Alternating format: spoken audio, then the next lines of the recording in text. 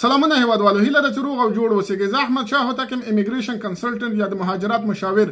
نن د ډسمبر 21 2015 کال د په دغه ویډیو کې غواړم تاسو ته د امریکا د کیسونو په اړه نوي او تازه معلومات درکړم.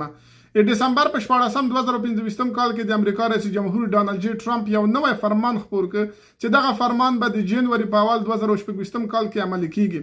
په دغه فرمان کې راغلی دی چې په 19 هیوادو باندې په مکمل شکل د سفر بندیز لګیدلی ده او په 19 نورو بیا په نیمایي شکل د سفر بندیز لګولی ده. د سفر مکمل بندیز چې په لګیدلی په دوی کې افغانستان هم شامل ده.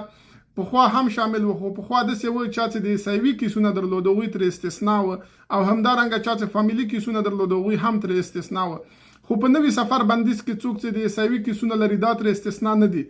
له دې نه وروسته څوک چې د عیسوي کیسونه لري هغوی نشي کولی چې امریکا ته راننوځي او یا هم ویزه ترلاسه کړي، او همدارنګه څوک چې د امریکا تابعیت لري یا سټیزن هغوی هم نشي کولی چې خپل خاوند یا خپل میرمن یا خپل هغه بچیان چې عمرونه له 100 کلو څخه ټیټ وي امریکا ته راولي.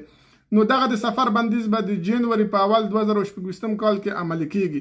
که چیرته تاسو د امریکا ویزه ترلاسه کړي نو تاسو مه ماتلیږئ، کوشش وکړئ له جنوري نه مخکې امریکا ته ځان راورسوئ. کیدای شي له جنوري نه وروسته قیودات زیات شي. ټول هغه افغانان چې دلته په امریکا کې اوسېږي دوی له پکار ده چې یو موټی سي او خپل غږ سره یو کړي او خپل غږ تر چارواکو پورې ورسوي. په هره منطقه کې چې اوسېږي د کانګرس د غړو دفترو ته ورسئ، د سنا د غړو دفترو ته ورسئ، د ملاقات وخت ورسره واخلئ، اپاینټمنټ ورسره جوړ کړئ او خپل مشکلات ورسره شریک کړئ ترڅو تاسو غږ تر چارواکو پورې ورسئ او په دغه قوانینو کې تبدیلي راولئ.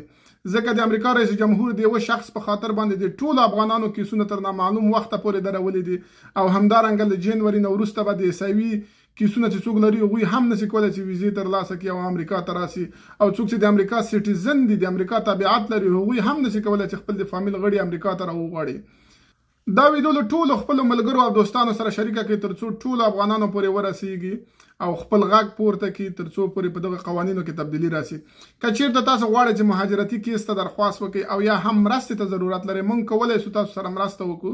تاسو کولی شئ له موږ سره په 500 950 1450 شمیره اړیکه ونیسئ. ښې چارې.